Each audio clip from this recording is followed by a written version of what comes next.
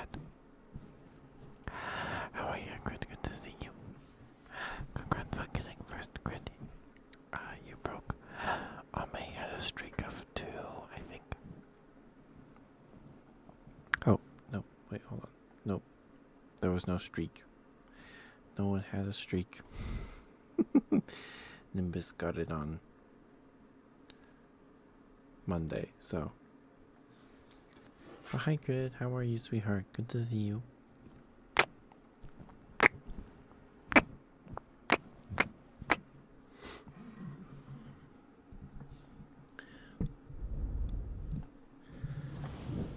There's no thunderstorm outside tonight, so there won't be thunder noises tonight. Unfortunately. Hold on, let me pull up chat on my phone.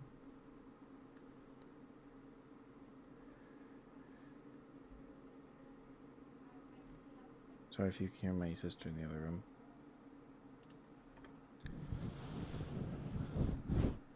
You're a big sleepy other than knowing there's a spider somewhere in your room? Oh, no. It is.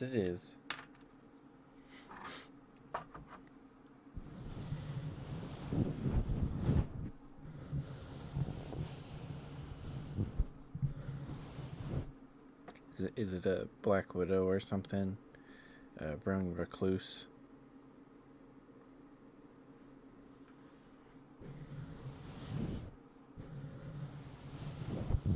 At least you know. Ring sounds are very relaxing. And it might be a recluse though. Oh no.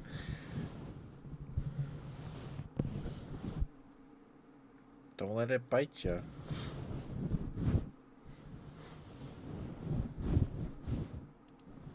I'm lucky that I don't live in an area with in the brown recluse's range. I'm not in there, so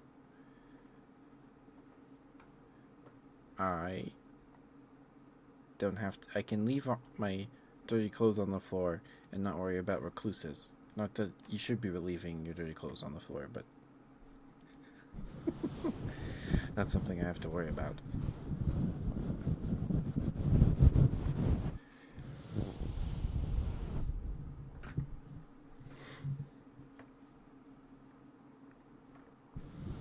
But did you have something yummy to eat today, Crit?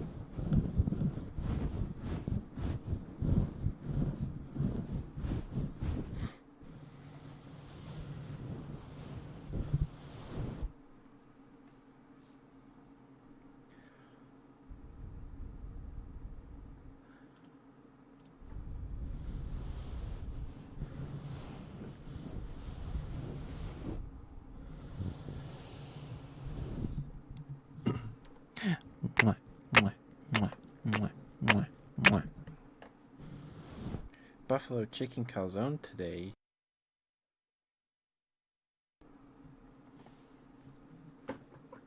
That sounds yummy. Sorry, I had to cough.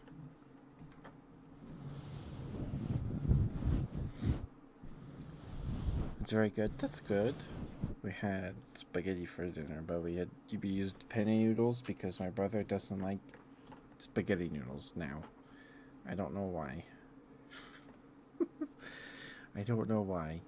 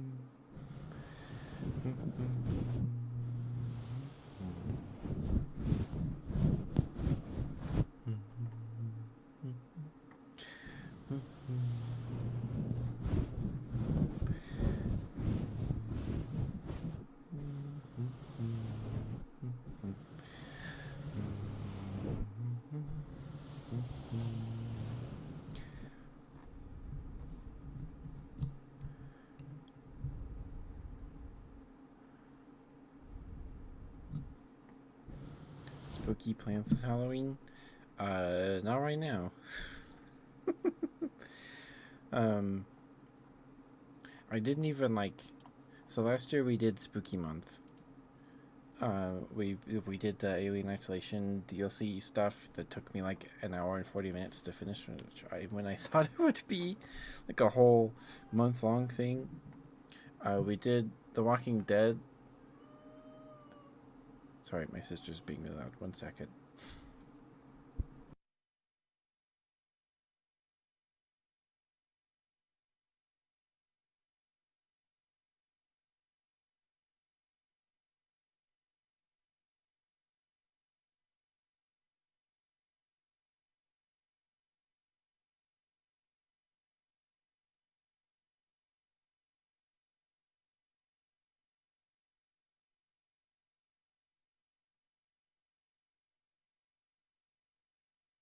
Okay, sorry about that.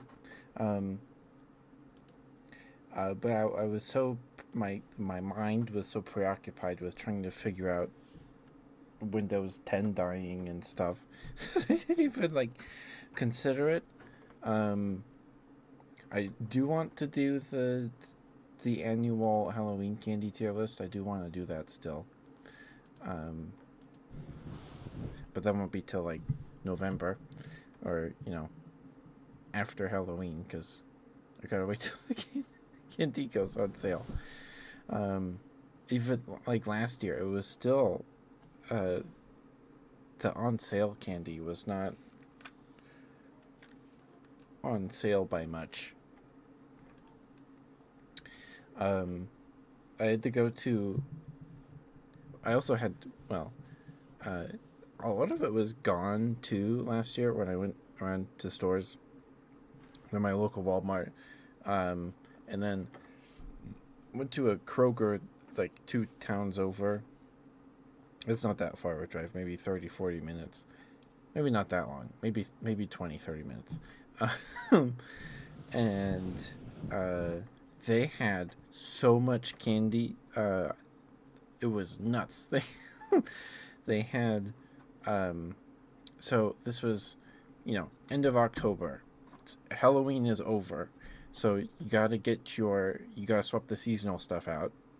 Get your Thanksgiving stuff or Christmas stuff out at this point. So um, the Kroger, they had like pallets of candy still. Um, well, no, I think that was the Christmas stuff. But their seasonal aisle was just like emptied. They just threw everything off the shelves and stuffed shopping carts with the candy, and then taped signs to them saying, "Hey, this is 30% off. This is whatever." Right. So they were swamped with candy. Um, where Walmart, there wasn't a lot left at the Walmart I went to. So it was weird. It was weird. Welcome back from the ad break, guys. Thank you for sticking with me. Thank you. I appreciate it lots. But with Spooky Month last year, there were games that I was like, I wanted to play, right? I wanted to finish the Alien Isolation DLC because I was excited because I did like Alien Isolation. I do like it. And I thought the DLC would be longer, but it just took us an evening. Choo Choo Charles, that might have been, was that October? No, that was July of last year. That was a while ago. But I just don't have a ton of horror games in my backlog right now. I have Kiki's Twisted Bakery because that was free. Um, um,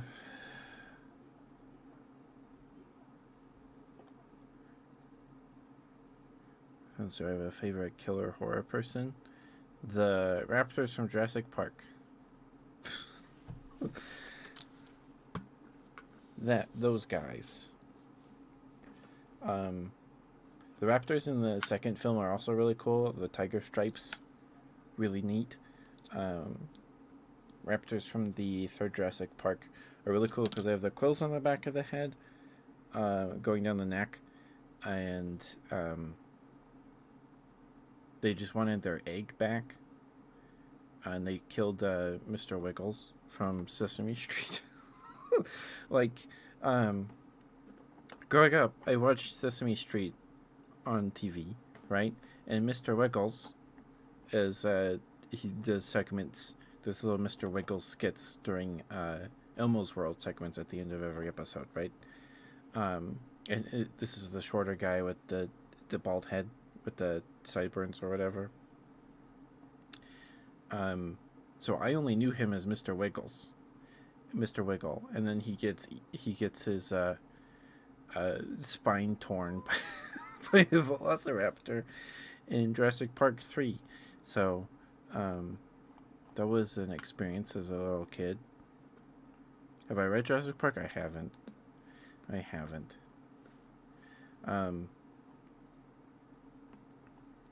Yeah, I just don't have a ton of horror games in my backlog to fill a whole segment of streams. Maybe. So we have Keki's Twisted Bakery. It's one.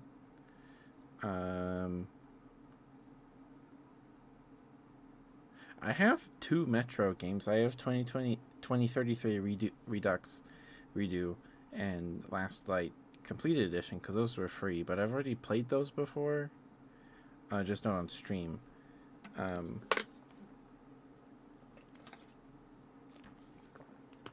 I could do that. Metro Exodus is one of, that game was so cool. It is really cool. The end of that game, I hadn't felt something like that since, the Warthog run in Halo 3. It was just like, go, go, go, That was really cool. I have Phasmo.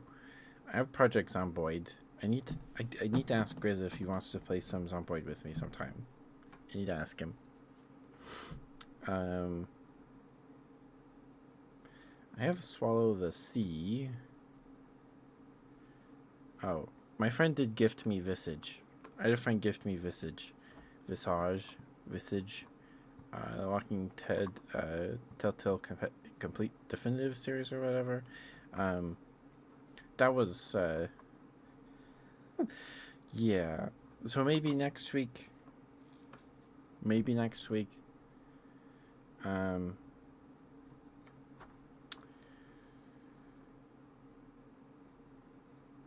How long is Visage? 4 hours. Okay. So that's 2 streams.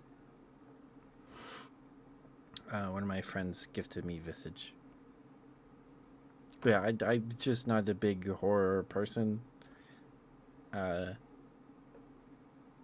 What's the scariest movie I've ever seen?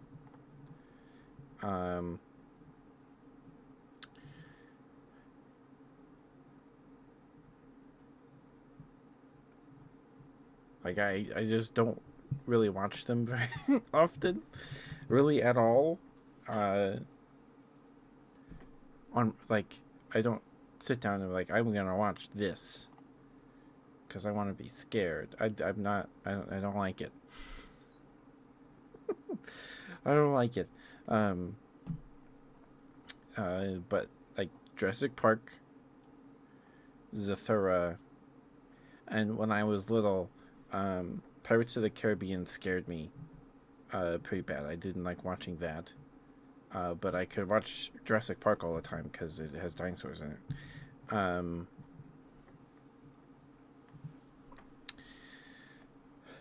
What else?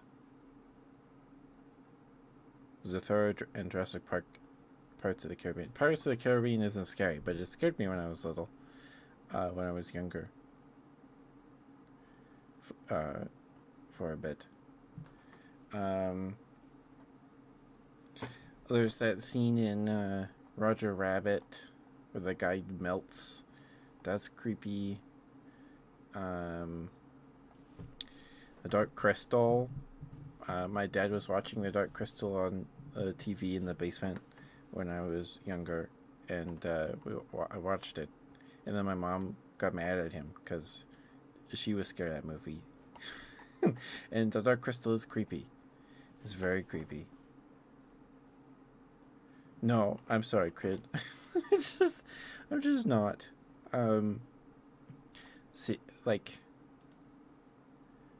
I'd be watching the movie. I'd be like, why are you not? Just punch him. Just punch him. I don't know. Because, like, um, my grandpa apparently did not like cartoons because they weren't realistic. Um,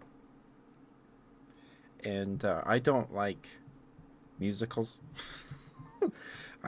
They're not for me.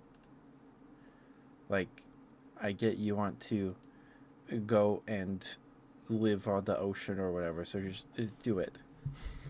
I get that they're a way to like convey feelings, but I just no thanks.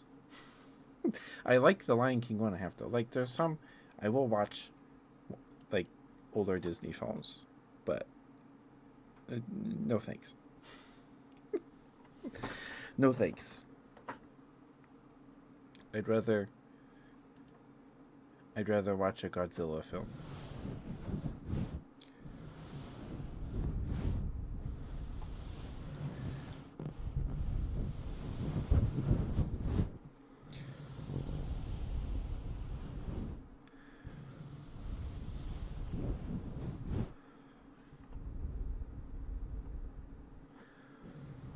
If the horror movie is like about a monster, it's that's better, because I don't know what the monster is, right? And if it's just like a guy with a knife or some scary guy, uh, this no, just kill it. Get rid of him.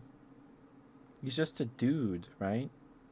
I know that like the guy with the mask and like the mechanic's outfit, you like is supposed to be like you can't kill him for some reason. I don't know why. Um, I saw a YouTube short where the actor was like, because there's apparently a scene where he gets hit in the face by like a thing and he goes down, he crashes through a flight of stairs in somebody's house, and the actor was like, "No, I'll do it. Just hit me in the face, and I'll go through the stairs." And he's like, "Oh, that guy's cool." But if it's some beast or animal, that's much more interesting to me, because I think you can make those scarier. You can make those scarier, because if it's just a dude, it it's just a guy and not a creature that can look interesting. Like the alien is cool. Like Alien Isolation's cool because there's a monster hunting you and not some guy. Is what I'm saying makes sense?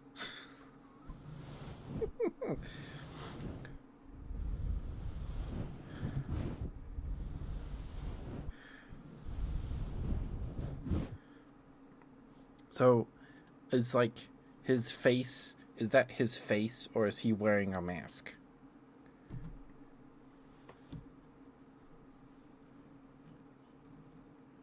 It's a okay. Okay. Did he like just pick it up one day and be like, "Yep, I'm gonna wear this sweaty rubber mask all day"?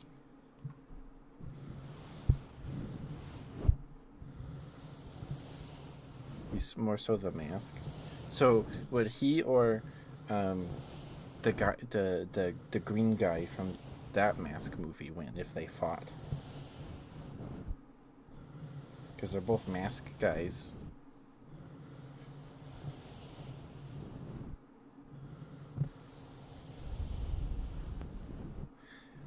What's the power scaling on that?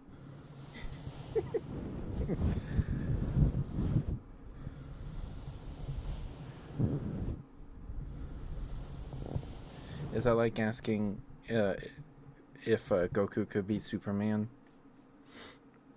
Is that like a super contentious thing? Like if Michael Myers mask or the green mask could be, who would win? Sorry, I'm just being silly.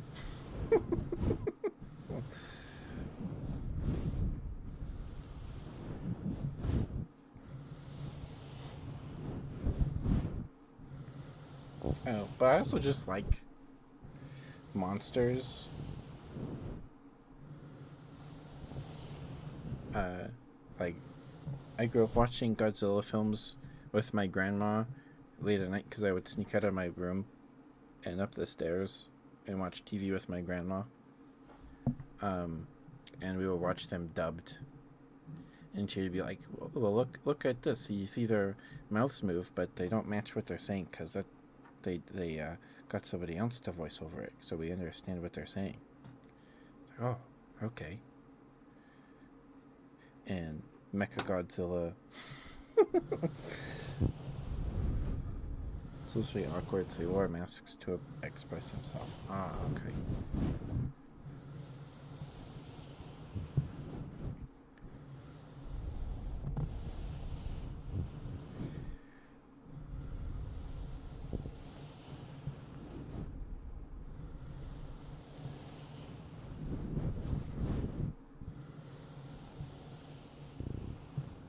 Hmm.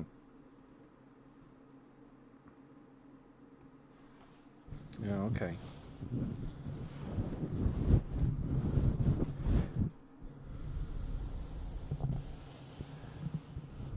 But no, I was just never into horror much. I watched Jurassic Park all the time because there are dinosaurs in it, and I would still hide behind that couch when the raptor showed up when I was little.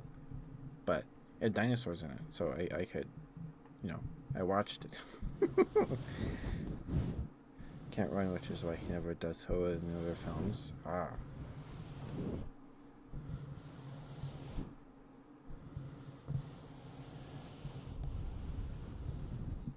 And if he dies when he touches water, that means he's a Spartan from Halo 2. That was a really dumb joke.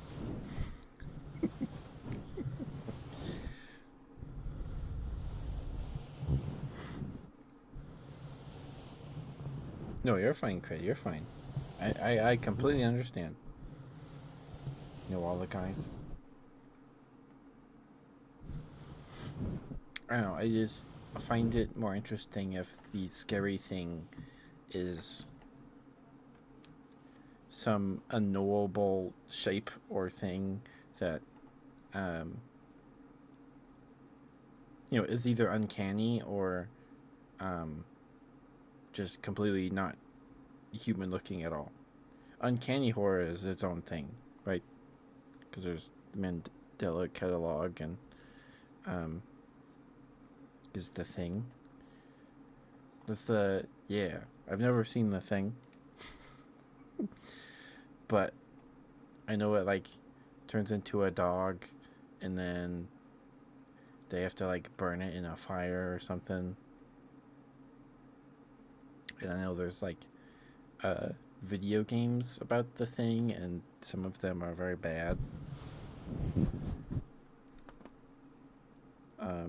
And there's a thing level in Funko Pop Fusion.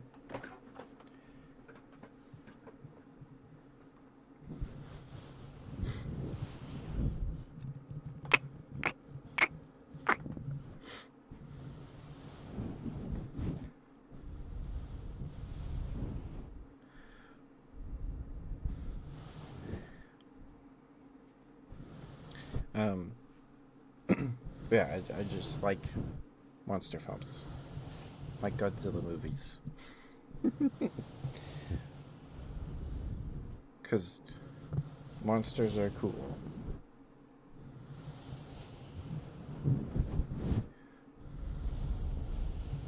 If you've never like um, played as a monster in D&D, just like if you want like a neat, fun little one shot thing, or whatever, um, plays a monster. You just use the monster stat block, and then plays the monster. It's cool. It's very fun. It depends on the monster, of course, because some monsters do more than others. Like, um, you know, Destroya. Destroy is very cool. I like King Caesar. I like King Caesar because he's only in one movie, um, and he comes out of the mountain. He's like a fuzzy dog, giant fuzzy dog golem thing, or lion statue.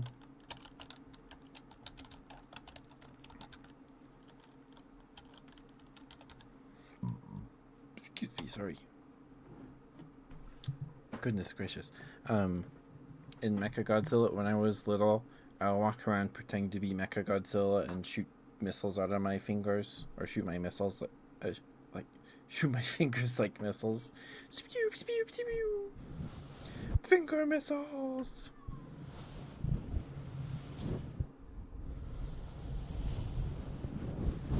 But hi, Mercury. How you doing, sweetheart? Good to see you. Hope you've been well.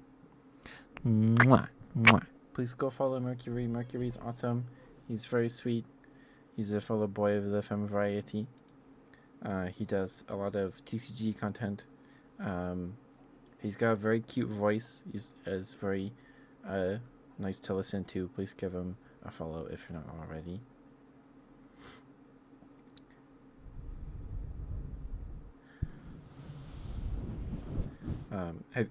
Did you see -1, Crit? Have you seen -1?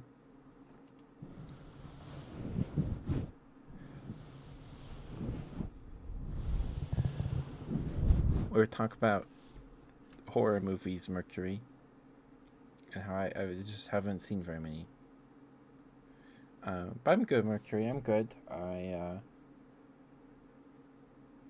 played some Pokemon Gold today. I played some last night. I just beat. Her name's not Cynthia. The Dragon Gym leader in Gold. I can't remember what her name is. She had 3 Dragonair and a Kingdra. Anyway, Claire. Thank you, Mercury. Shin Godzilla is your favorite Godzilla movie, hand down. Shin Godzilla is so good. It's so good. I liked -1 a lot too. -1's very good, and -1 got nominated for 2 awards. I don't remember if they won any. I think they did. I think they won one of them. It's for CGI and stuff like that. And the budget for -1 is like shockingly low for the amount, like how good that movie looks.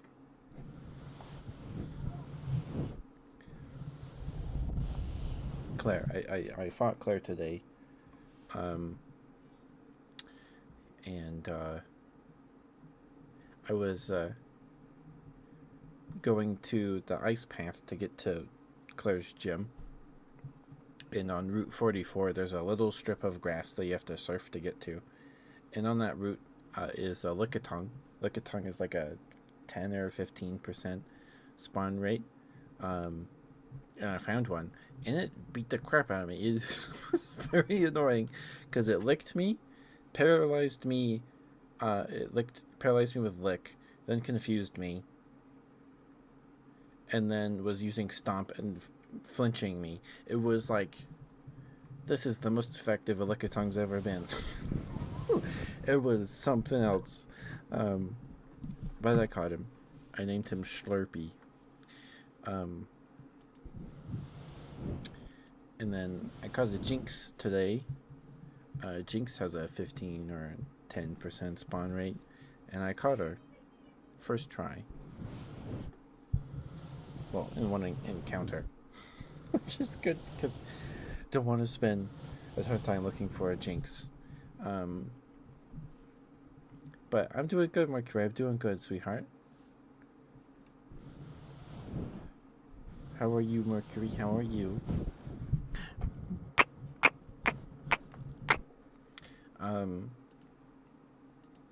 So, uh, spoilers for -1, but so in I can't remember what movie which Godzilla film was, but they established that it's an older one. They established that Godzilla was just a Zillosaurus in like some jungle somewhere on an island, and then they nuked the island, and then he became Godzilla. Oops, sorry. um, so in -1, I kind of like that Godzilla already existed and was like some creature that uh, already ate people and sunk boats and stuff in the area, or in this chain of islands. Um, and then they nuke him or whatever, right? So, or he just gets really mad and grows really big. I don't remember actually. It's something like that.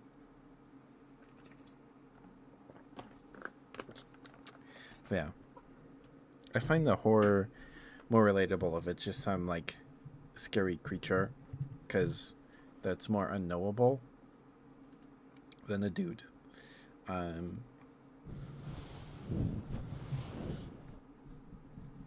but like, yeah. Sorry, we're like a bunch of rambles there, Crit. I apologize.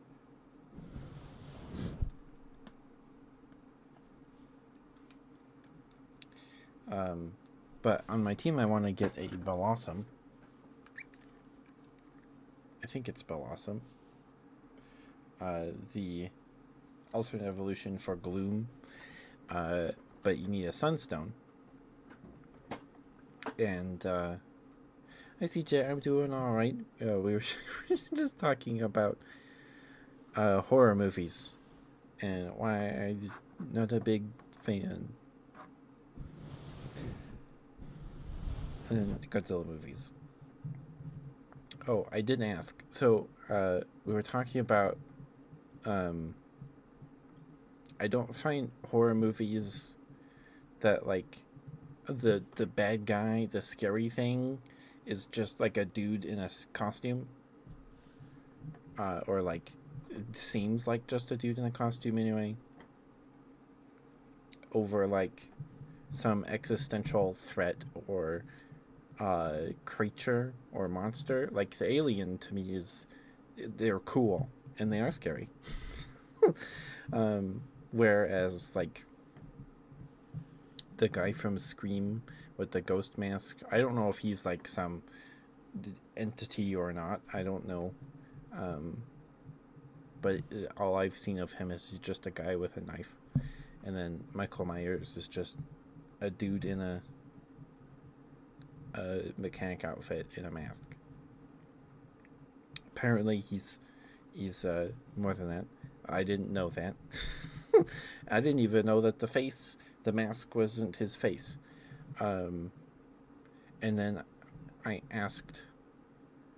The Crit didn't say anything when I asked the question because it's a stupid question. But I asked, so if they're both wearing, if it's wearing a mask and the mask is more of the you know, if their masks fought, would Michael Myers' mask or the mask from the mask with like the green that turns the guy green, if they fought, who would win?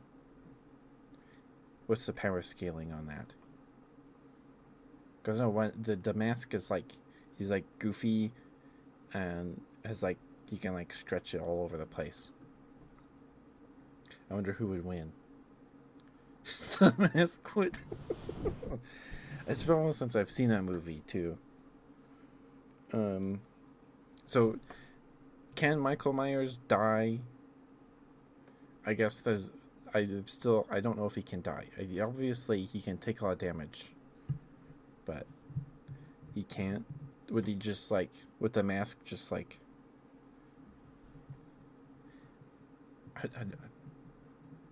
Not really.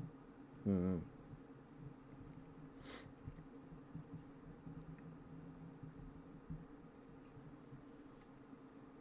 I haven't watched The Mask in a long time. That The Mask and like Flubber are like I don't know if it's because I watched them like the same around the same time. Slapstick rules still in. Yeah, yeah, yeah. It's like, oh, I trapped you in a briefcase. Now you're stuck in the briefcase. I don't know. Some Tom and Jerry's antics. Oh, I hit you in the head with a hammer. Now your face is flat. You know. Okay. Thank you for answering my stupid question. When's that Death Battle episode coming out? When's that Death Battle episode coming out? Where's that one? Screw Attack? Where's that one? I don't even know if they still make new episodes of uh, Death Battle. I stopped watching them after the Ben 10 versus Green Lantern fight because it was really stupid. I think it was either that episode or another one they got a lot of flack for, and like, well, uh,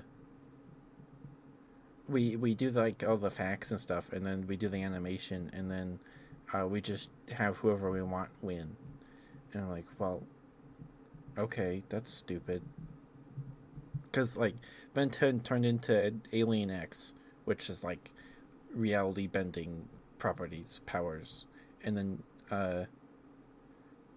Green Lantern like nullifies it or something, and then cuts Ben's arm off with a big pair of scissors. I think I don't know. It pissed me off.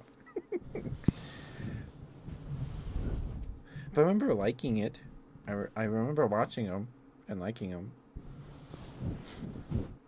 But the Mask and Flubber are like they probably have nothing to do with each other, but they just feature the main thing is green. That's probably why.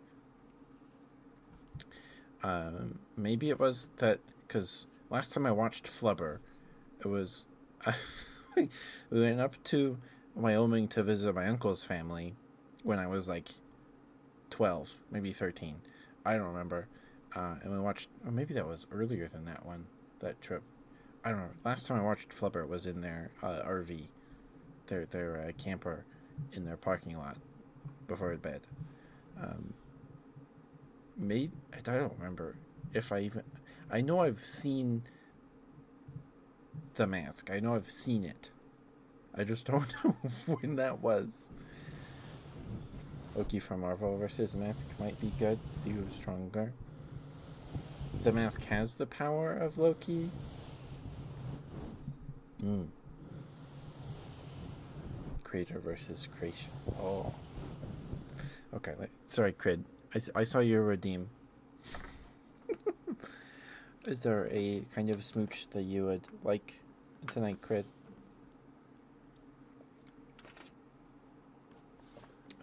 I just find the horror more compelling if it's just some uh, unknowable threat, or at the beginning it's unknowable and doesn't look like a dude. Um, I find that more interesting because the fun part is figuring out how it works, right? That's the fun part.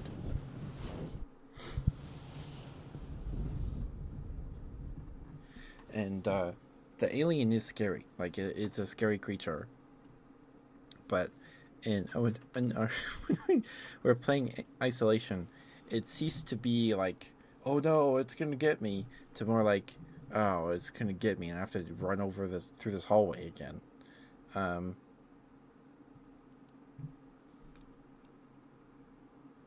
you know, and then they give you a flamethrower, and you can make it run away, so you can defend yourself. But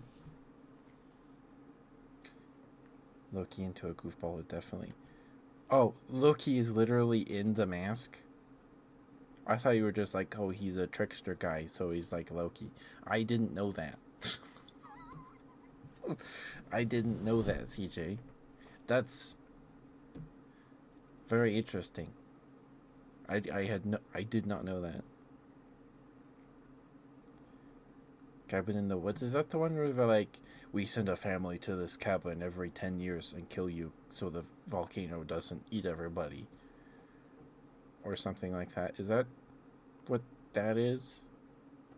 Because I get trailers on as for horror movies on YouTube as ads. Probably because I watch Wendigoon videos. I don't know, or they're like a Sony production, and I have a PlayStation account, so Sony knows my email. um, I it's like I don't know.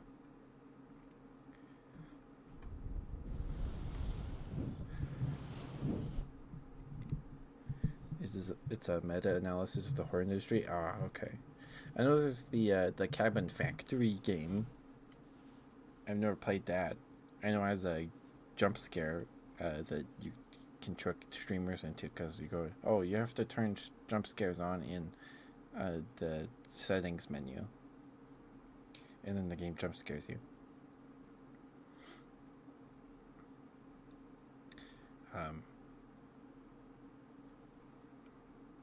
yeah, I was not familiar with the mask lore. I didn't. In the mask, it is the mask of Loki, but in an alt sequel called Son of the Mask, Odin commands Loki to return the mask because the newest owner of that mask caused it to make a baby with his. Oh man,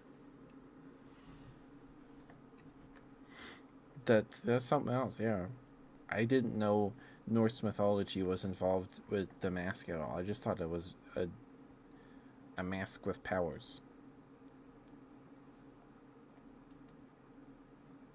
Thank you for learning me something, ZJ. I appreciate it. Okay, Crit, I'm sorry. Make it your smooches. Here's something funny. Sure.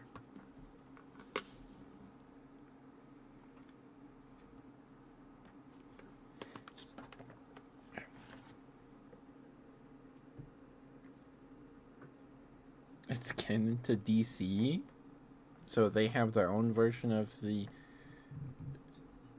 Loki. Is that like how Transformers and uh, Doctor Who and Marvel are all connected because of Death's Head? Because Death's Head was a Decepticon, and then um, he meets the fifth or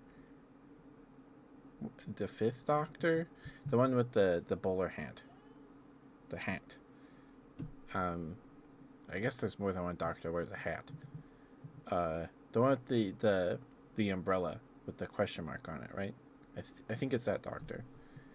Um, the mask himself is in both. The question mark, yeah, that Doctor. He meets the Doctor, um, and meets some, and then becomes a Marvel villain. Uh, so, um, yeah, and there's this whole conspiracy uh, involving around Death's Head because I think Marvel was making Transformers. They were doing the Transformer comics, um, or something. But the rule was that it was a Marvel character if it appeared in a Marvel comic before anything related to Hasbro or whatever, whoever owned Transformers at the time. And Death's Head was concepted as like a Decepticon or just like a rogue bounty hunter in the universe of Transformers. It was like a villain, um, and then uh, there was a comic, just like a one-page comic about like a cowboy that gets shot by Death's Head, and it was dated to like 2 years or dated to a date earlier than his appearance in a Transformers comic, but it was backdated. Um, it, and there was nothing ever done with the cowboy comic ever again, really ever. So whoever, I don't remember who, but whoever made Death's Head was like, I want him to be a Marvel character, but he was in this comic, this Transformer story first, so I'll make this little comic strip, and date it 2 years before or a couple months before, and then no one will notice, and he'll be a Marvel character forever. So, um, it's like, what? Nothing's come of it because Death's Head hasn't been relevant in a long time. Death's Head does have a HeroClix figure. That's why I know about Death's Head. They made a Hasbro made a or WizKids made a Death's Head HeroClix figure in one of the Iron Man sets, and I have like 4 of them. And it just looked cool. And then I found it's like a 40-minute YouTube essay. But yeah, so Death's Head knows Megatron, the Fifth Doctor, and Iron Man, or something like that. I mean, the Transformers already know Iron Man because there was that comic where Iron Man made a giant Iron Man suit to fight Decepticons, and then it gets like ripped apart instantly. But yeah, the All-Star team. Yeah, Megatron, the Fifth Doctor, and Iron Man, or something. It's some Marvel hero.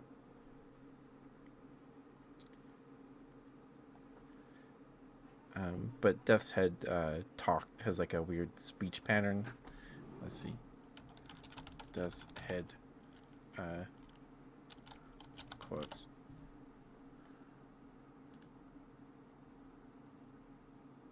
That's a moth.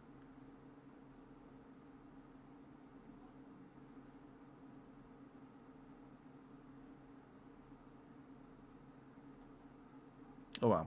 But Death's Head looks cool. Like, he is very cool.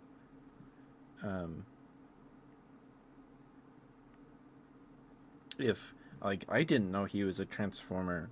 Like, he exists because he was a Decepticon or a Transformer, or Megatron hired him. I would have just thought he was just some weird robot man cyborg.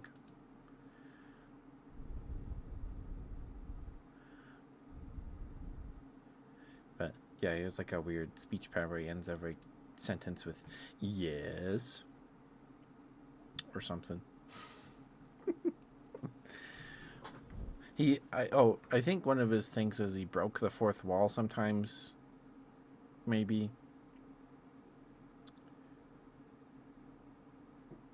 But I don't know. I don't know. Yeah, it's a really good video. I think the guy made a sequel to it too. Let me find it. Head.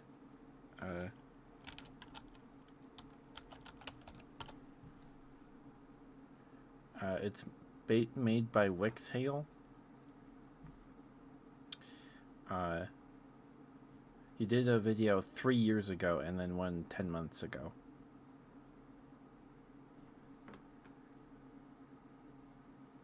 Anyway, sorry. Sorry.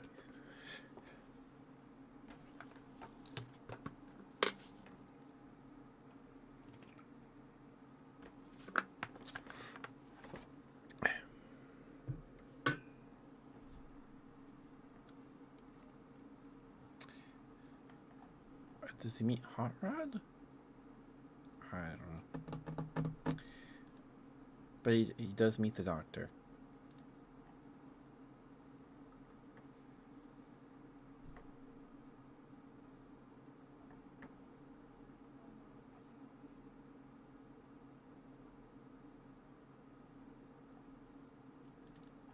Anyway, I'm gonna watch the video after stream again. Okay, let me get your smooches, Crit. I'm sorry. Thank you for being patient with me, sweetheart. I thank you. Thank you.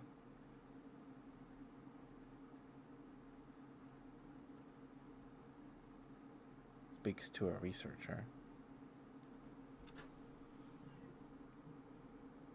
And Marvel?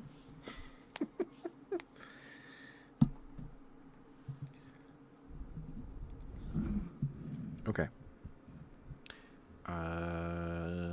slow smooches. Okay. Sorry, Crid. Sorry, Crid.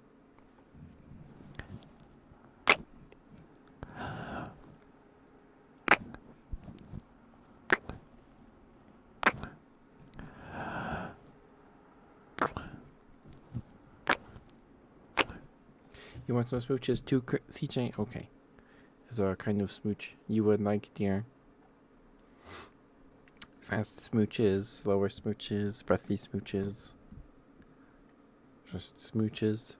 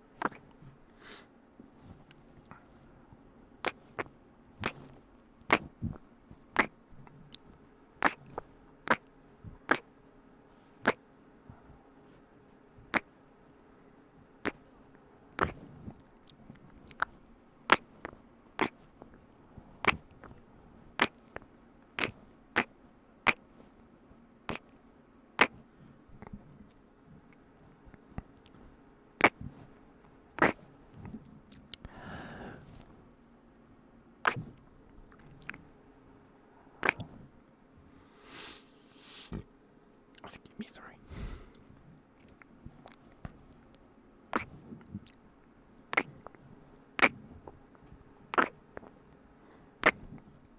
Hiccup, sorry.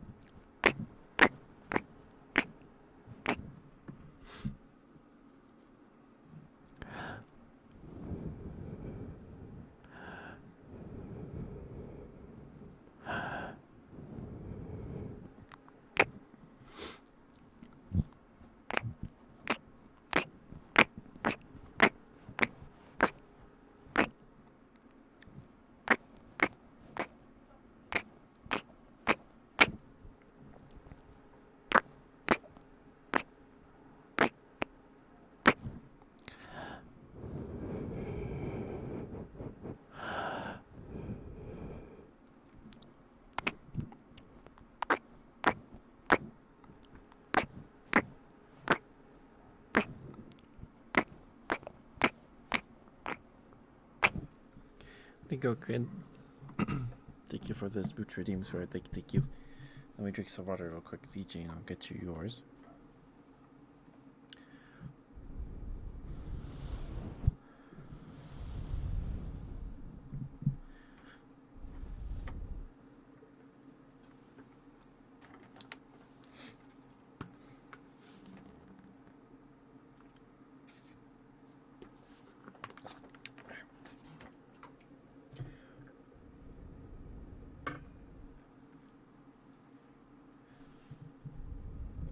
I'm reading the comments under this, the Death's Head conspiracy video. And apparently, GoBots killed Drax's cousin, which was apparently said during the Guardians of the Galaxy holiday special. So that was pretty recent, right? Right?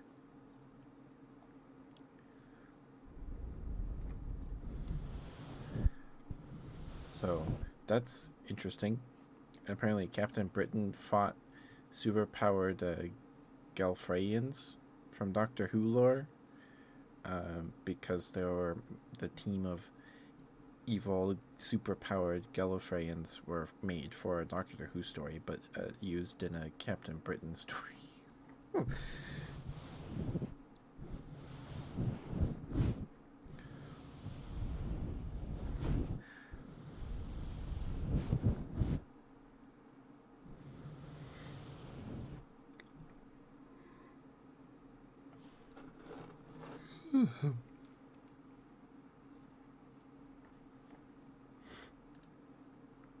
Yeah, it reminds me a lot of like the Pixar theory, where there's this grand theory about the Pixar films that the timeline is that um, from what I remember, um, there's the Toy Story films, and then the Monsters Inc. films, where toys and other objects come to life. They're alive. They announce that they're alive, and then all the humans are like, no, get rid of them. Yeah, kill them all. So there's this big war, and then the it's either humans or it's humans become the monsters in like the far future, something like that, or go to another dimension, and then power all their stuff by using screams of humans.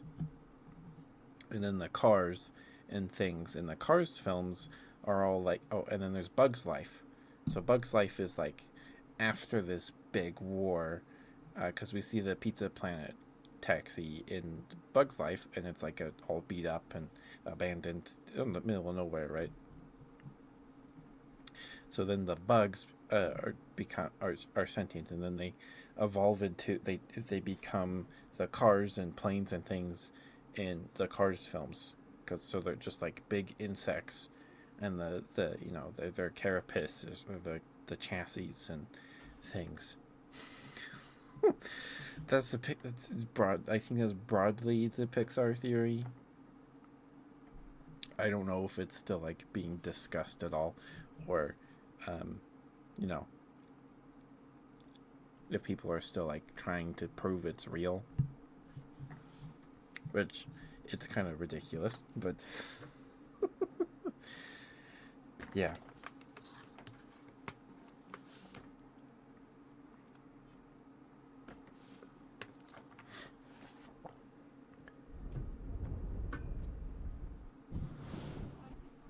I haven't seen any like the Pixar films after like Toy Story 4.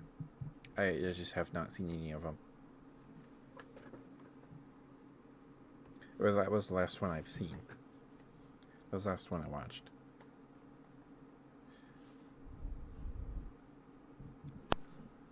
Oh, sorry about that. I don't know what causes that popping. Hopefully you guys didn't hear that. I hope. If you did, I am so sorry. Okay, let me get your smooches, Cred. Or CJ, sorry. Thank you guys.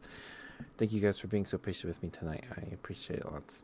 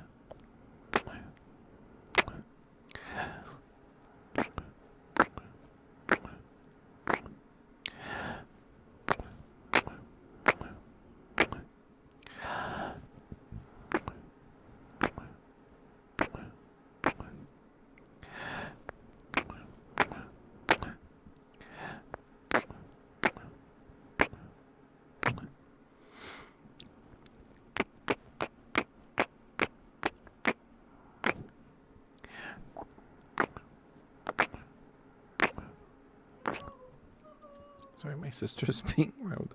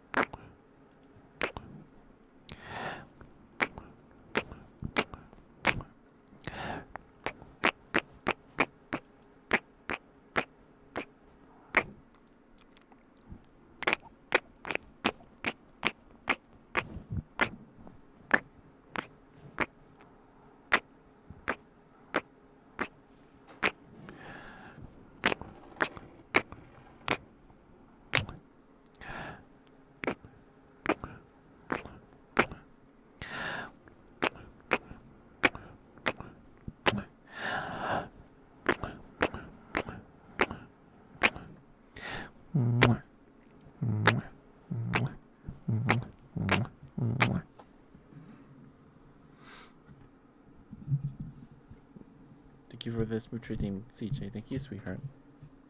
Thank you for expounding upon me the mask lore. Hi, Yuri. How are you? So my dad picked up a bunch of boxes of comic books and stuff from my granduncle's place because he wants to sell them on eBay.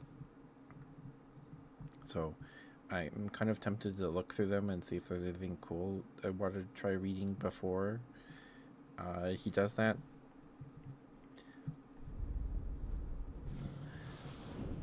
Thank you for being here, Tato. Good to see you, sir. Hope you've been doing all right. How are you, Eri? How you doing? We still have another hour and a half of stream left.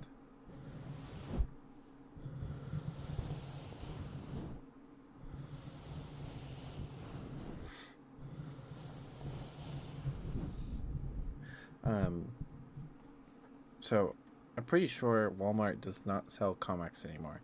If they do, I have not seen them. What kind of comics? So there's this really big long box, and then there's a smaller one that I leafed through. There's some Disney stuff with like Mickey Mouse stories, Donald Duck stuff, and then I saw a couple Batman comic book covers.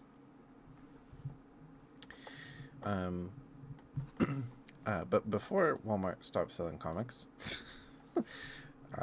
they had like a display case of like a bundle of 3 comics together for like 90 cents years ago, and I bought one, and one of them I got was a Star Wars comic. Another was a Carnage or Spider-Man story about Carnage, some story about some, like the middle chapter of some story involving Carnage or Lady Carnage or something. And then the third one was a X-Men story. I leafed through the Star Wars one.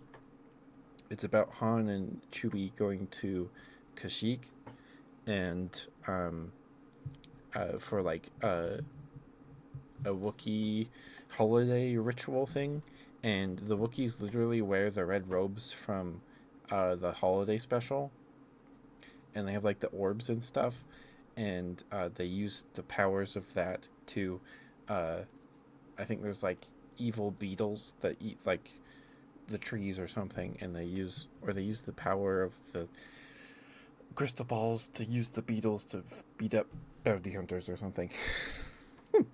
It was interesting. tuck us all into bed. I don't have a blanket.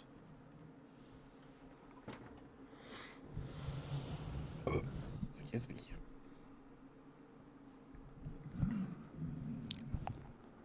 Good night, Harry. Good night, Harry. Good night. Good night, Harry. Good night, Harry. Good night.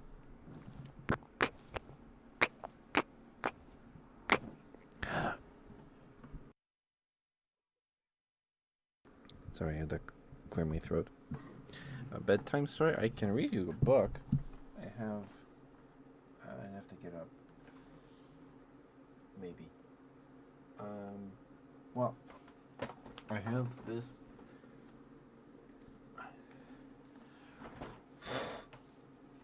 I have this paleontology book that I got for Christmas or my birthday that I really need to read.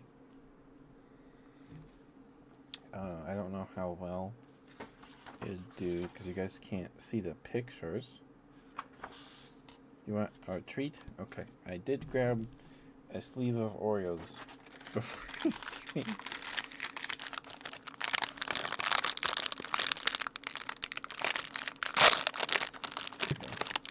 Thank you for the treat, Ari. Thank you. Thank you guys for sticking with me through the ad break. Thank you.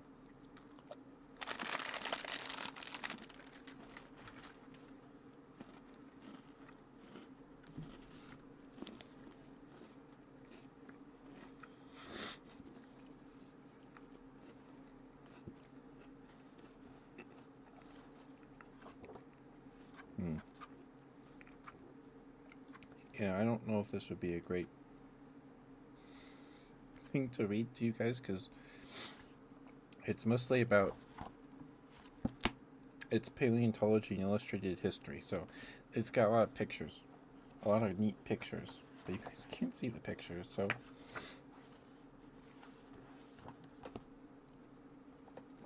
probably not that one.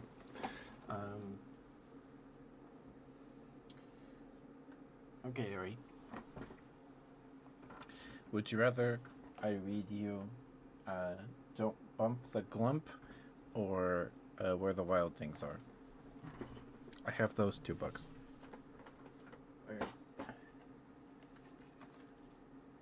Where's Don't Bump the Glump? I moved it.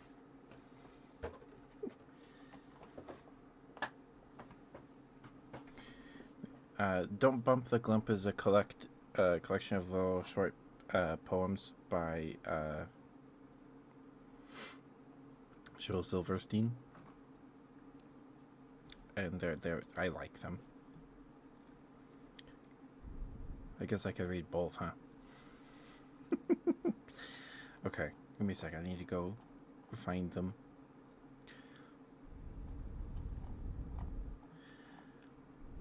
All right.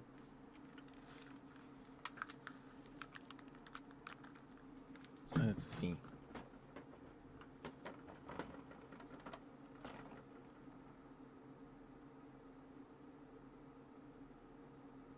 No, that's a collection of Calvin and Hobbes. Oh, right here. Excuse me, Bulbasaur.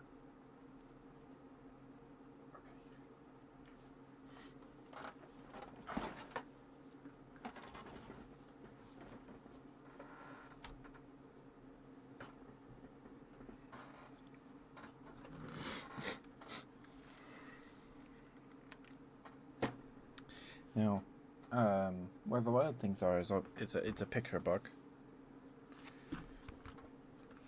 I got this copy at Target for $8.95. Now this is a picture book. You guys can't see the pictures, but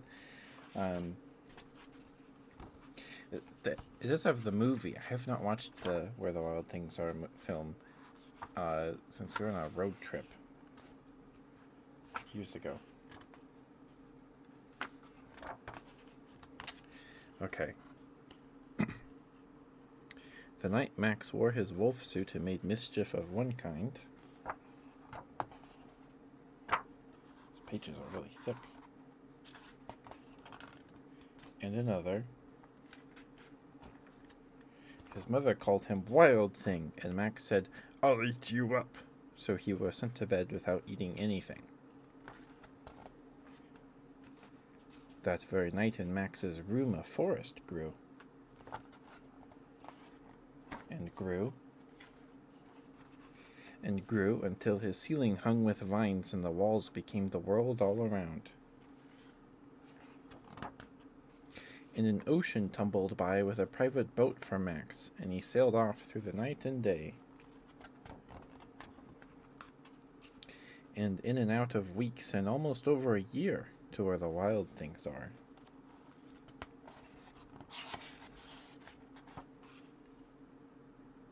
And when he came to the place where all the wild things are, they roared their terrible roars and gnashed their terrible teeth, and rolled their terrible eyes and showed their terrible claws. And Max said, "Be still," and tamed them with the magic trick. Magic trick of staring into all their yellow eyes without blinking once, and they were frightened and called him the most wild thing of all, and made him king of all wild things. "And now," cried Max, "let the wild rumpus start." And then there's really nice 2-page illustrations of them dancing and hanging from branches and trudging through some leaves. "Now stop," Max said, and sent the wild things off to bed without their supper. And Max, the king of all wild things, was lonely, and wanted to be where someone loved him best of all. And then all around from far away across the world he smelled good things to eat. So he gave up being king of where the wild things are. But the wild things cried, "Oh, please don't go. We'll eat you up. We love you so." And Max said, "No." The wild things roared their terrible roars and gnashed their terrible teeth, and rolled their terrible eyes and showed their terrible claws. But Max stepped into his private boat and waved goodbye, and sailed back over a year, and in and out of weeks, and through a day, and into the night of his very own room, where he found his supper waiting for him. And it was still hot. That's Where the Wild Things Are, by Maurice Sendak. Sorry, you guys can't see the pictures, but... Then I have Don't Bump the Glump by Shel Silverstein.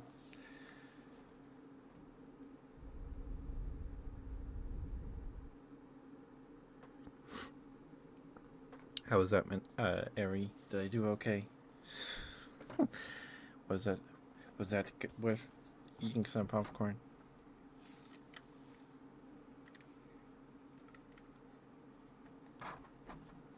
Okay. So Don't Bump the Glump is a fair bit longer than that. Excuse me. Don't Bump the Glump and Other Fantasies by Shel Silverstein. For Peggy. Prologue. Now the bears and the bees and the chimpanzees are creatures with which we're familiar. But what do we know of the humble-backed moe, or the ring-tailed breck-speckled hillyar, or the tongue-twisted rubber-necked billyar, or the gorp-eating killicozilliar? So the first one. So these are all little poems and things about made-up monsters. Glump. A warning for those who chance to meet a wild glump coming home late at night, down a dark street, past a graveyard all alone in a storm. Don't bump the glump. Quick Disguising Ginnet. This is the Quick Disguising Ginnet. Didn't he have you fooled for a minute? And he's a little creature that looks like a cowboy hat. The accident. I think I've killed a dickory. I did it by mistake. I thought she was a ball, so I bounced her off the wall. I had no idea at all that she might break. And the dickery is a little egg creature. The crawfie, that silly fish, the crawfie, has been swimming in my coffee, but now I've drunk it up, and he isn't in the cup, and he's nowhere to be found. Do you think that he has drowned? The underslung Zath. I fear the wrath of the underslung Zath. Will someone else tell him it's time for his bath?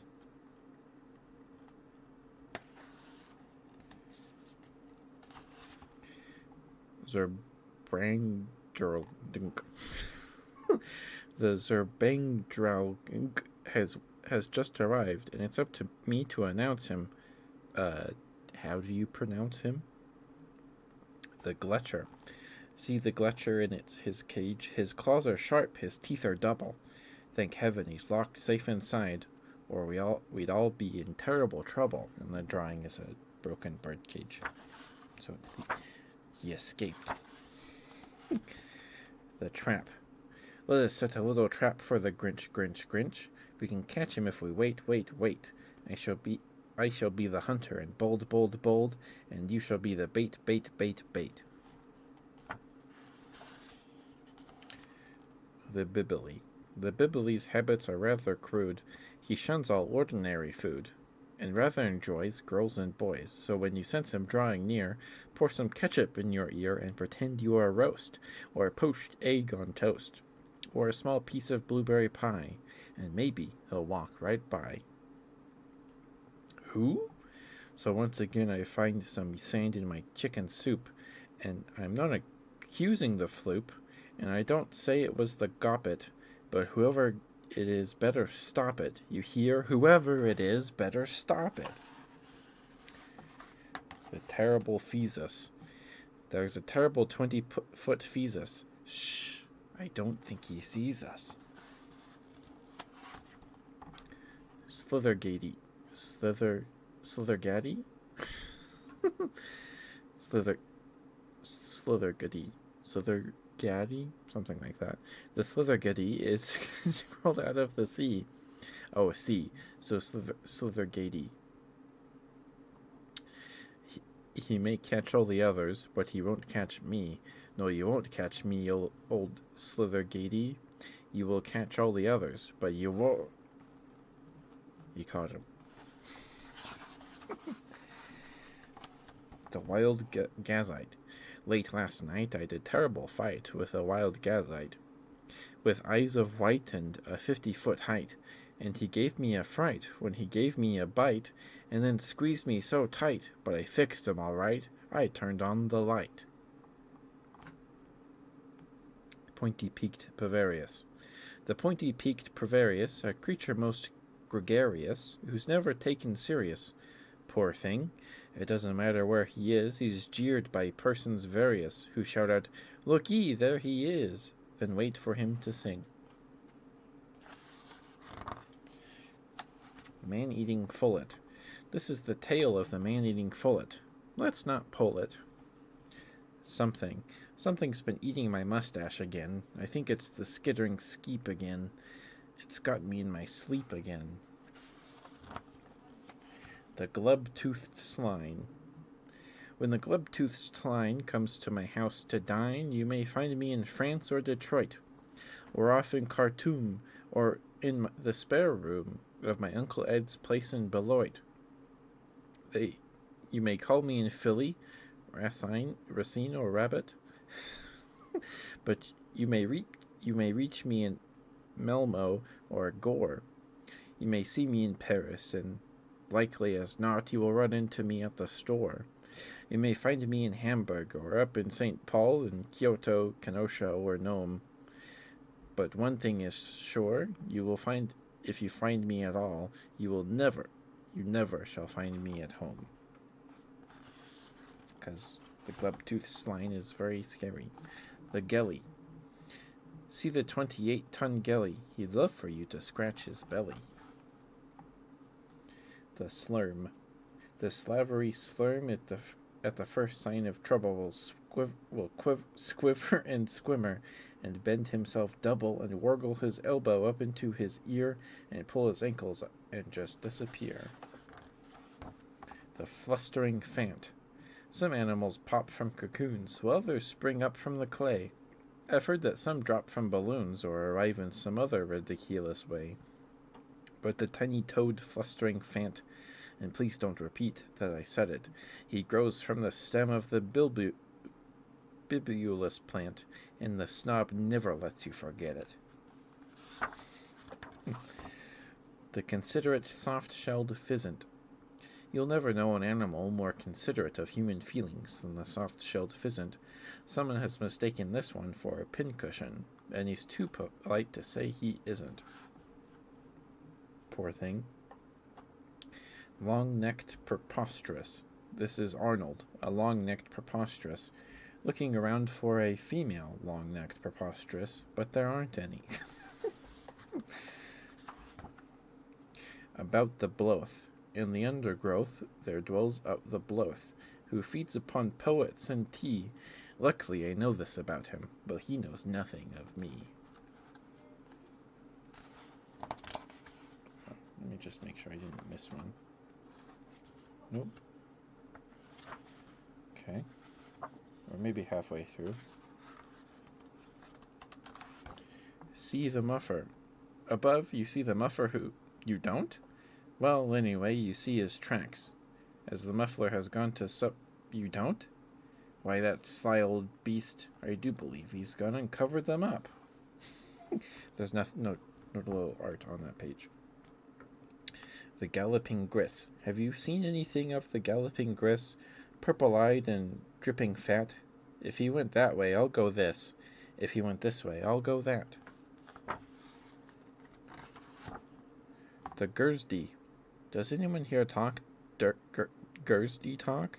Do you know how to say goodbye? For I'd like the Gursdy to leave next Thursday, and all I can say is hi. The Plight of the Panada. In Manitoba, Canada, there dwells the lopped-eared Panada, a native of Uganda, who sort of lost his way. The strangest beast I've ran into. He's tended by a janitor who comes from South Atlanta, GA. One-legged Zantz. Please be kind to the one-legged Zantz. Consider his feelings. Don't ask him to dance. The furless Flatcham. The most contrary beast alive is the furless Flatcham. What do you think of this clever trap that I've invented to catch him? And there's a collar here that says, "Do not put this collar on."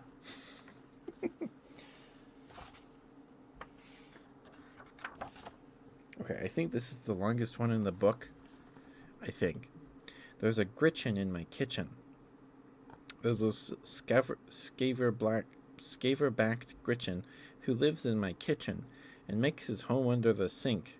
And he lives upon gipes that crawl out of the pipes, and he takes only postum to drink. Postum?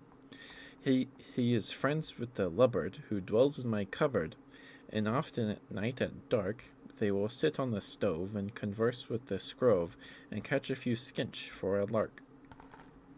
They'll call to the blackassets who creep from the faucets and sit on the tea kettle's brim. They'll sit on the tea kettle's brim, and the slithery scarbage crawl out of the garbage and jump in the soup for a swim. He'll sing with the wispies who live in Rice Krispies and serve them my cheese and sardines. They'll call to the Zocks who in the old napkin box to come down and play bridge in the beans. Then he may run a race till the silverware case with the gruppy who drinks all my beer, and he'll dance with the muffin with the muffin inside of my oven, and whisper sweet sounds in her ear. For the Gretchen's in love with the muffin, poor boy, but she loves the backbiting Smee, or is it Jace? Well, in any case, I'm glad you could make it for tea.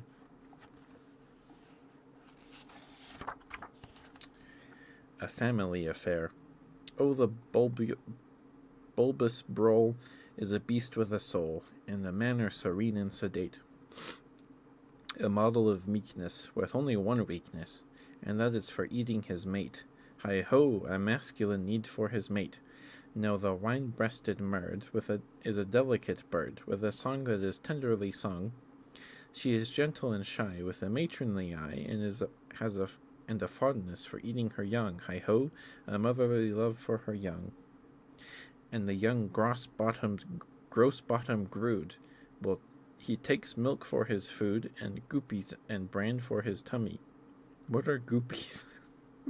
And he goos with delight when someone at night he can swallow his daddy and mummy. Hi ho, a filial love for his mummy.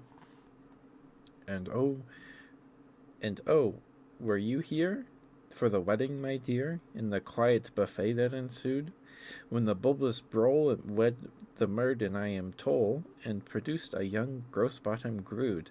Hi ho, a gurgling gross-bottom grood. Okay.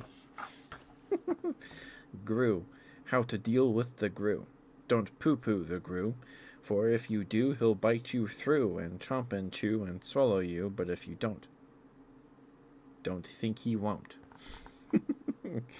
The bald-topped drone. I see you there, old bald-topped drone, hiding in that ice cream cone. I'll get awful sick if I give your head a lick.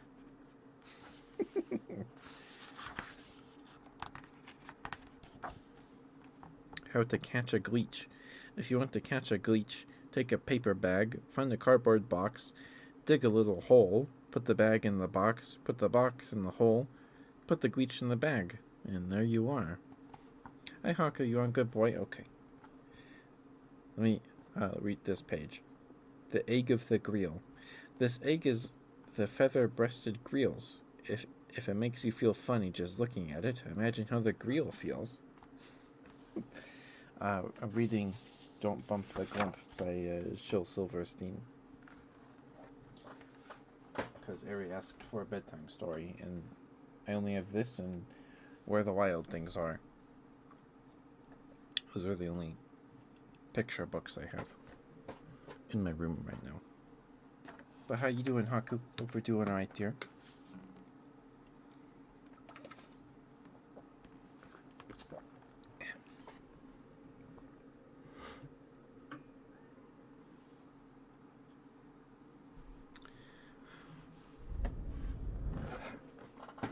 Okay.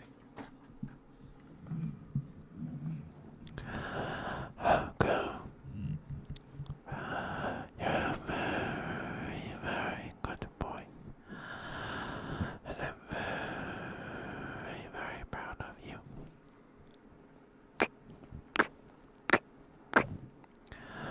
Okay. Thank you for being here. Thank you for lurking and chatting. Spending time with me on the stream. Thank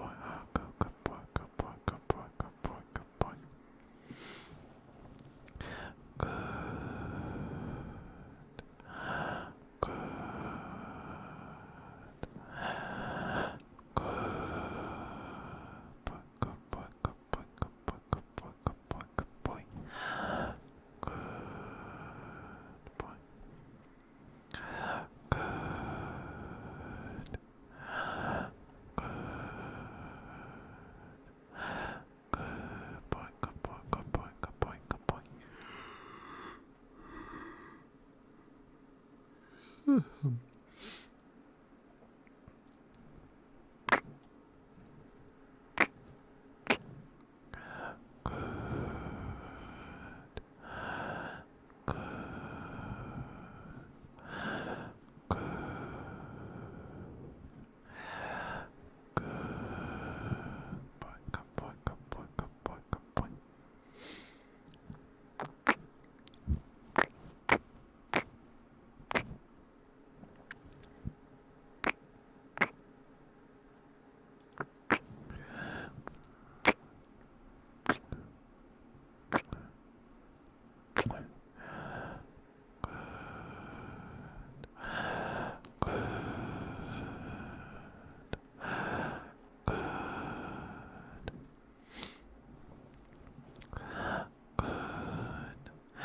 boy, good boy, good boy, good boy. Good boy, Haku, good boy. Haku, thank you for being who you are, doing what you do. I think makes the world a better place, in my humble opinion anyway. Good boy. Good boy, Haku, good boy, good boy, good boy.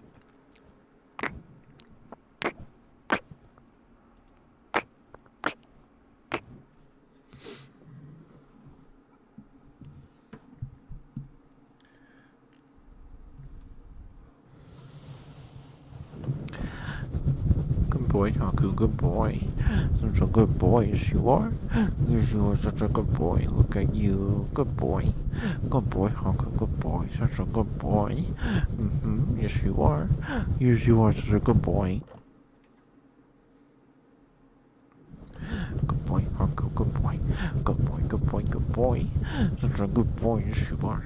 Yes you are such a good boy. Mwah, mwah, mwah, mwah, mwah.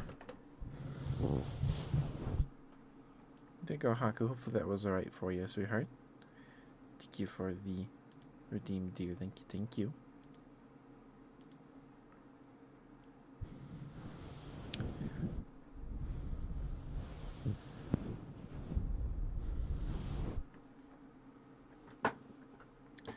Okay. Let's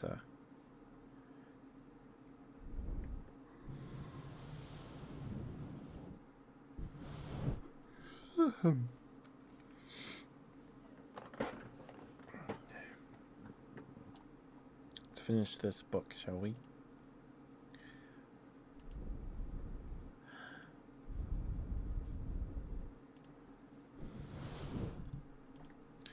Alright. We're almost done. Sorry. There's skinny Zippity. Oh, pity the poor, poor Zippity, for he can eat nothing but grelly, a plant that grows only in New Caledony. Well, Caledony? Well, the Zippity lives in New Delhi. Oops. We've been caught by the quick-digesting gink, and now we are dodging his teeth, and now we're resting in his small intestine, and now we're back out on the street.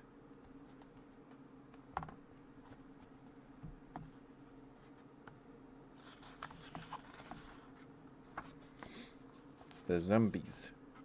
The ostrich is known to bury his head, the zombie so much more discreetly. At the very first inkling of danger or dread, will bury himself almost completely. If he glimpses the sound or the odor of man, he envisions a horrible death, so he burrows himself deep down into the sand and sits there just holding his breath. So the next time you're down to the beach at the strand, so sunny and splashy and gay, remember the zombies sit under the sand, just waiting for you to go away. Thank you for being here, Diamond. How you doing, swear? How you doing? Good to see you. I'm reading Don't Bump the Glump by Shel Silverstein right now. But good to see you, swear. Hope you're having a good week. The Flying Festoon. I'm going to ride on the Flying Festoon. I'll jump on his back and I'll whistle a tune, and we'll fly to the outermost tip of the moon. The Flying Festoon and I. Oh, I'm taking some crackers, a ball and a prune, and we're leaving this evening precisely at noon, for I'm going to fly with the flying festoon, just as soon as he learns how to fly. And finishing a cheat sheet for your trig test that my teacher let my class make. Nice. When I was in high school, in 11th grade, 11th grade, we had to take chemistry, and our teacher gave us a periodic table, and she let us use it during tests. So I took a bunch of notes and stuff. I drew all the equations and things on there, so it helped a lot during tests. Hi, Blue. How are you, sweetheart? Mwah. Oh, we've dropped 1,305 frames for some reason tonight. I don't know when that happened. I'm sorry. I'm just reading Don't Bump the Glump by Shel Silverstein. Shel Silverstein. Busy with work. I'm doing alright. I played some Pokemon Gold today.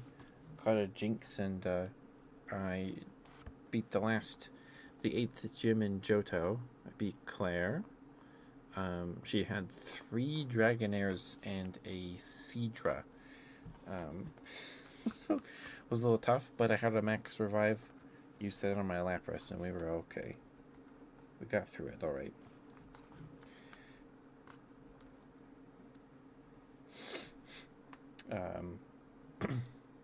So, Don't Bump the Glump is a collection of little poems and things about creatures Shel made up. In Waukesha, Wisconsin. Pokemon makes me want to play Palworld. I've not played Palworld in a long time. I actually preemptively uninstalled it when Pokemon started suing them. It's like, oh, it might get deleted, then I'll just have this wasting space on my hard drive. That hasn't happened yet. But it's also kind of a big game, so I needed to make room for some other things. In Waukesha, Wisconsin, you take quite a risk whenever you go to the movies, for there in the dark lurks the double-toed Vark and the man-eating scale-faced Scoovies. There are gobble-eyed Gorks and slimy-tailed Borks and hunchlings and broggy-beaked Bies. And gumboons and grobs and globmabobs and the crazies of various sizes. There are bony-backed bleaks and razor-toothed cleeks and whaleys and glumpanching gorkle. The shivery shrieks from the gatoring geeks are worse than the snort of the snorkel.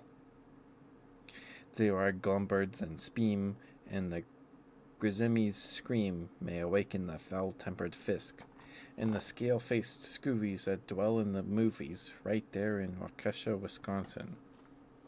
Feel with like Genshin sometimes. I have a gambling addiction. I played Genshin when it released on my PS4 for maybe half a year, and I finished the story in like the starting area. Right, I beat the dragon, the big butterfly dragon thing, and then I had no idea what I was supposed to do. The game got really hard, and I got Ganyu, and the little one that wears red and throws bombs. I can't remember. Klee? Is that what her name is? I can't remember. Those are the 2 I got from banners. Yeah, Coco Goat. Ganyu, I like Ganyu a lot. Ganyu was Klee. Ganyu was the only time I spent money on the game, besides like little bundles and things. I spent $15 on drops to hit Pity, and luckily I got Pity.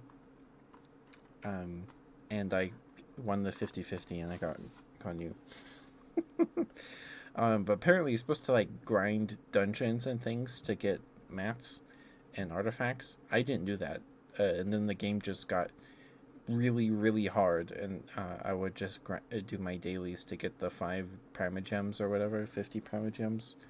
And then I was like, why am I playing this? I'm not having fun. I'm not having fun. So, yeah. Person you spent money on, I have no idea who that is. I stopped playing after maybe Raiden, the sword lady, sword booba lady, maybe. Or maybe it was the guy everybody likes that makes the pillars or something. Or no, he summons like a giant asteroid. I don't remember what his name is. But I didn't know where I was supposed to go or anything. And then the game just got really hard. I had no one to play with, really. One of my brother's friends played with me a couple times, and they were like, "You didn't do any of this stuff?" I was like, "No." So they carried me through a boss fight. It's like, "You gotta do this like 5 times a day or something like that." I was like, I'm good." The Gumpelgutch. Yeah, Gumpelgutch. Go over and play with the Gumpelgutch, Tommy. The Gumpelgutch loves to play. You may bounce on his belly and call him Old Nelly, and fill up his nostrils with clay. Don't be afraid of his fangs, or that one yellow eye, or the scales on his tail, my dear. Go over and play with the Gumpelgutch, Tommy. There's nothing at all to fear. I'll wait for you here.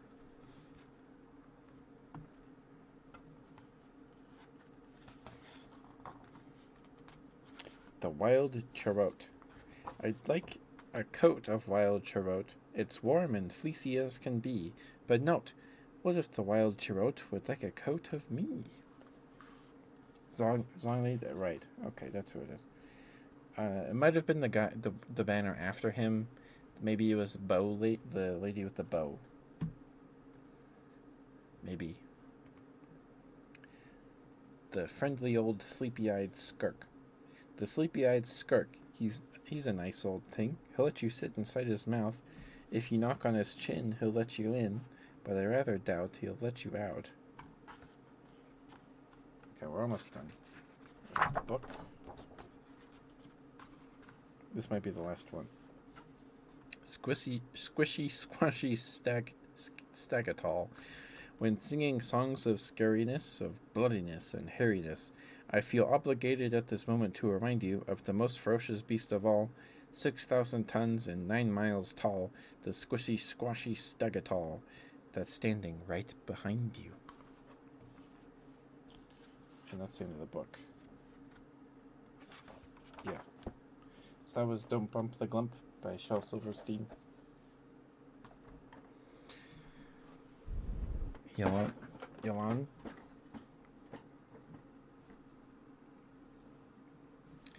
Backcourt make characters I want to get, and it makes me have to invest in it again. I see.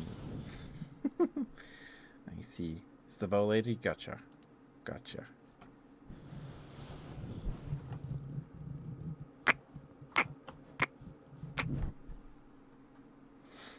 I don't know. I really only play video games when we stream. Unless it's like something not on my computer.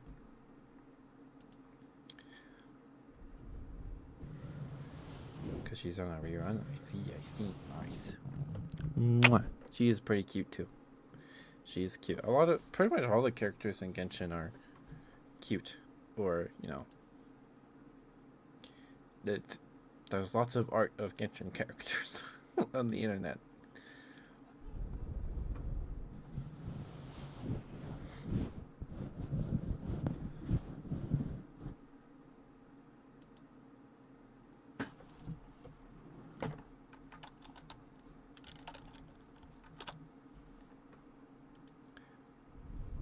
Thank you, Haku. Thank you, sweetheart.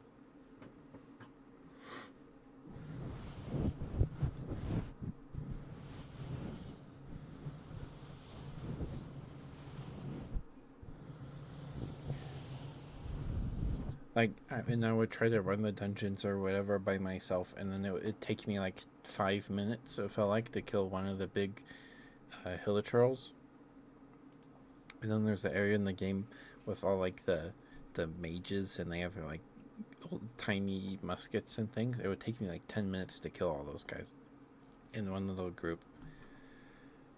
It'd take me forever. My stuff was weak sauce.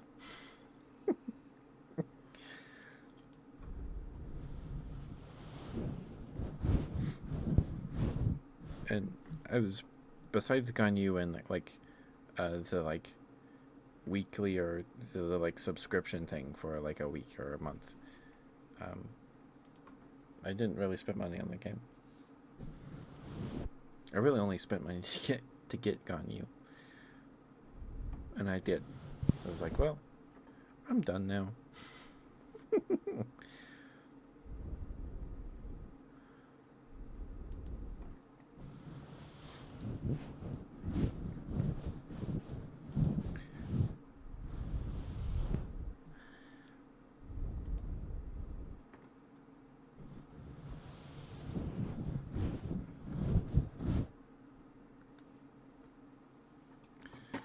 I'm gonna build characters on Cooked later on. Well, I didn't learn that. It was too much work. It's like playing this game just feels like I'm doing chores, because I would do my dailies, and then some of them are like tedious as heck and like not fun at all.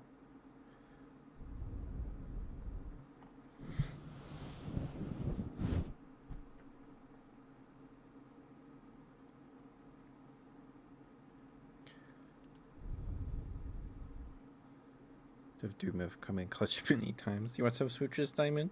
What kind of smooches would you like, sweetheart? Is there a particular kind you would like?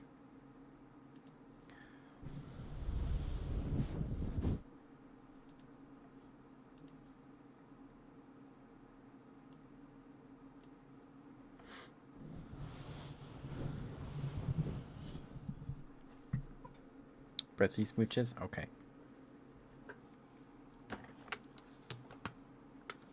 And then I need to go to the bathroom after I get you your smooches.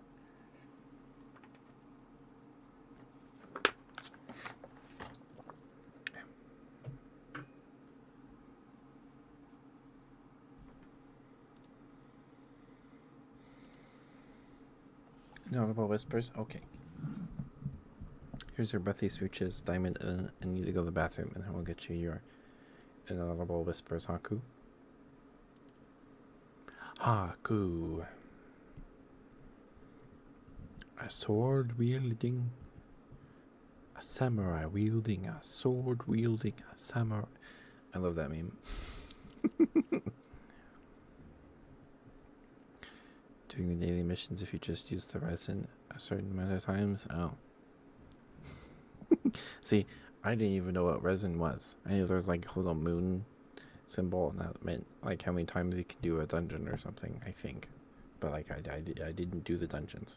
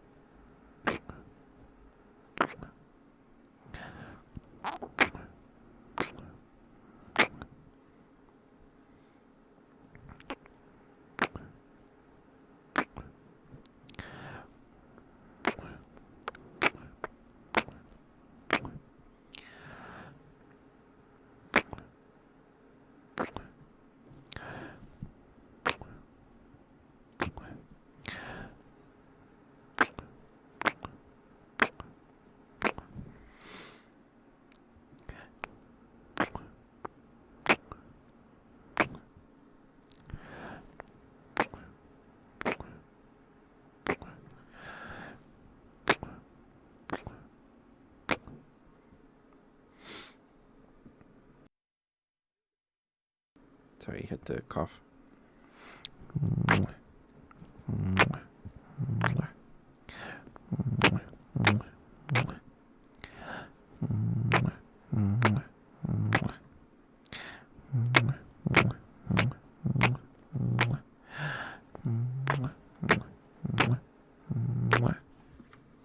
Thank you, Diamond. Thank you for the switch redeem, sweetheart. Thank you. I'm gonna go to the bathroom real quick. I'll be back in a couple minutes.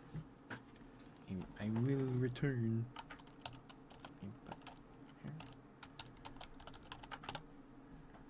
I pin this. Okay. I will be right back.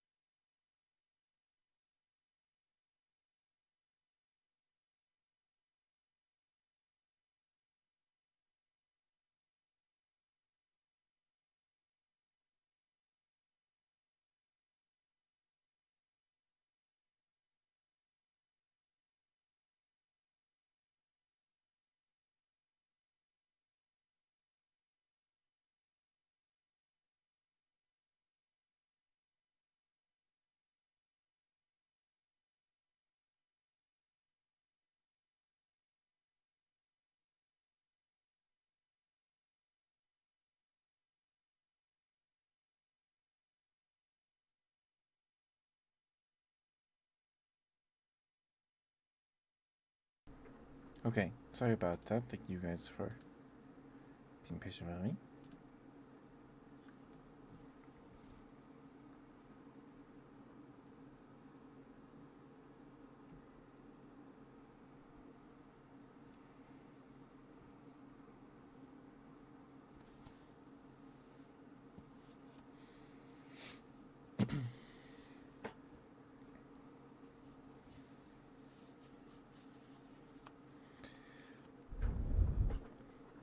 So, Talk mentioned HeroClix earlier. Is HeroClix still getting stuff?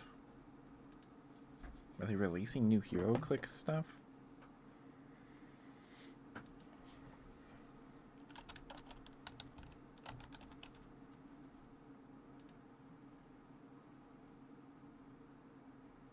That's from 2 years ago, 2 weeks ago, 5 months. So I guess they are. I guess.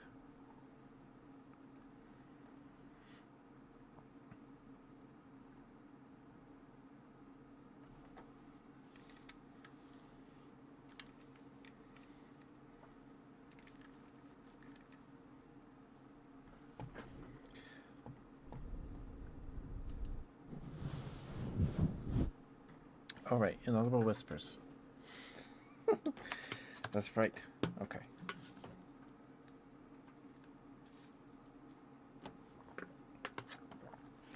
Okay.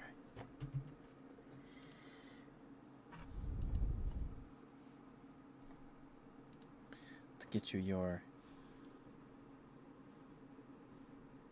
inaudible whispers, Haku.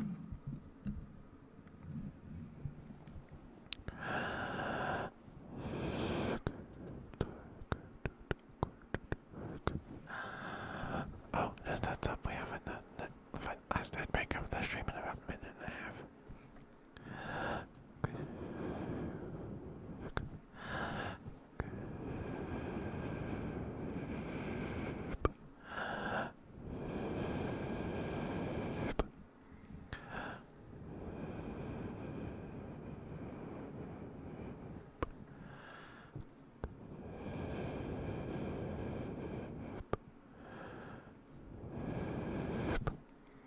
Hi, Brad.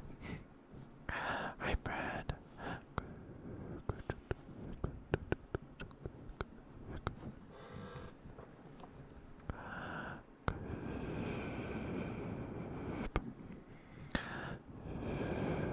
How are you, Brad?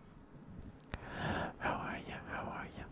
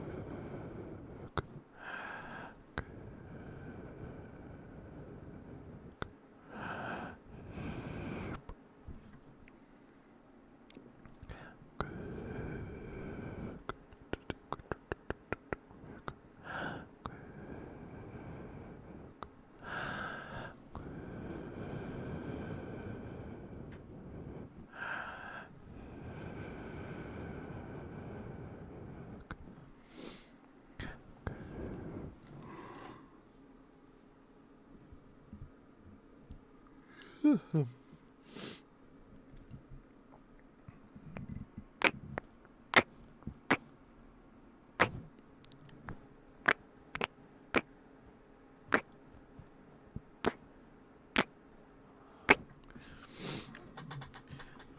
Thank you for the inaudible whisper redeem, Haku. Thank you. Hopefully you got those. I don't know if you're in or in the handbrake.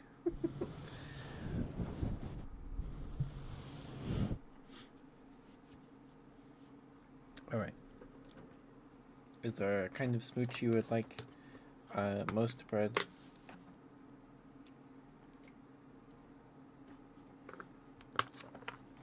Alright. Welcome back from the ad break, guys. Thank you for sticking with me. Thank you. Let me know if you got any of those inaudible whispers, Haku. I hope you got some of those. Alright. Bread's redeems are probably going to take us to the end of the stream here. So there's smooches, good bread, and fast scratches. Here's their smooches, Bread. Here's their smooches.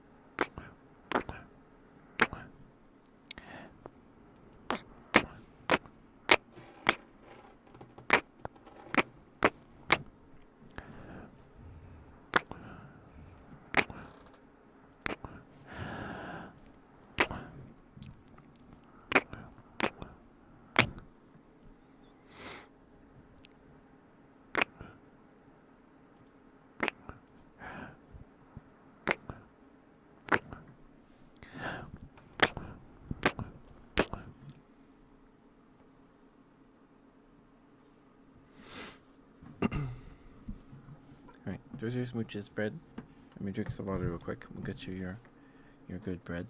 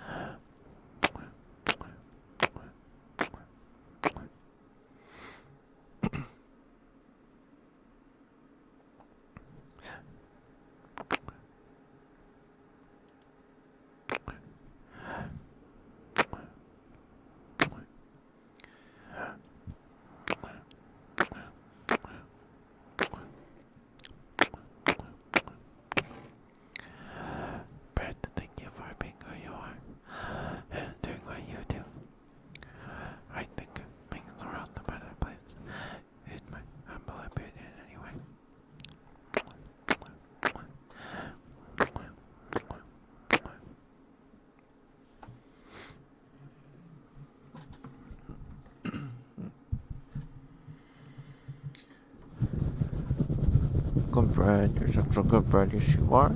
Yes, you are. Look at you. Very, very good bread. Yes, you are. Such a good bread. Yes, you are. Yes, you are such a good bread. Good bread, good bread, good bread, good bread, good bread. Good bread, good bread, good bread, good bread, good bread, good bread, good bread. Such a good bread. Yes, you are. Yes, you are such a good bread. A very, very good bread. Yes, you are. Yes, you are. Mwah, mwah, mwah, mwah, mwah, mwah.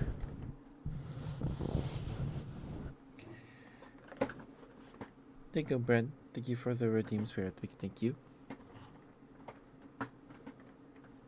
All right, now just have your fast scratches. Then we'll raid out. I think we'll raid Emmy tonight. Because it's been a while since we've raided Emmy, if ever. I think we have. Pretty sure we have. Maybe not. Some fast scratches.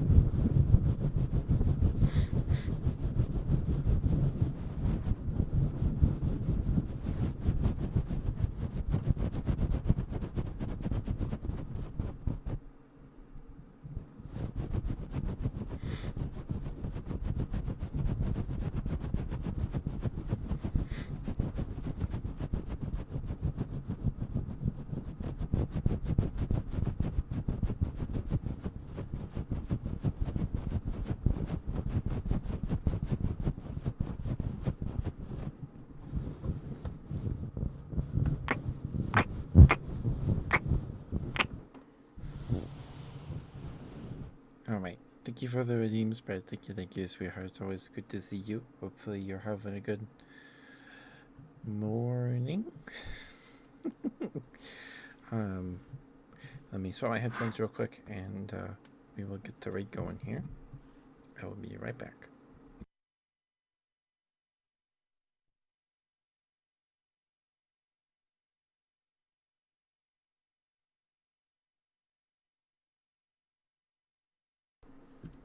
Okay.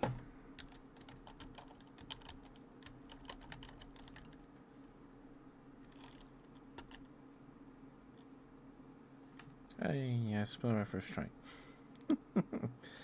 Alright.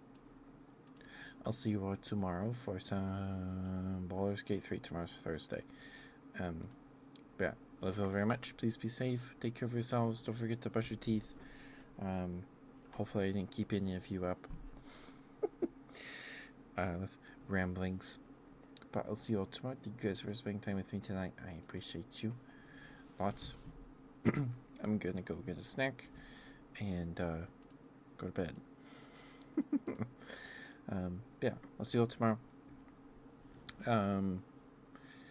I think we'll try and I want to try and find the rest of the dribbles parts tomorrow. That's what I want to try to do. We'll see. We'll see. We haven't explored all of the map yet, so we'll do that too. But good night, guys. I'll see you all tomorrow. Take care of yourselves. I love you. Be safe. Brush your teeth. Drink some water. Take your meds. Eat a little snack if you haven't yet. Take care of yourselves. Stay warm. Stay cool. Whatever you need. It's gonna rain a lot this weekend, so stay dry. Good night, guys. Bye bye. Be nice to Emmy, please. Bye bye.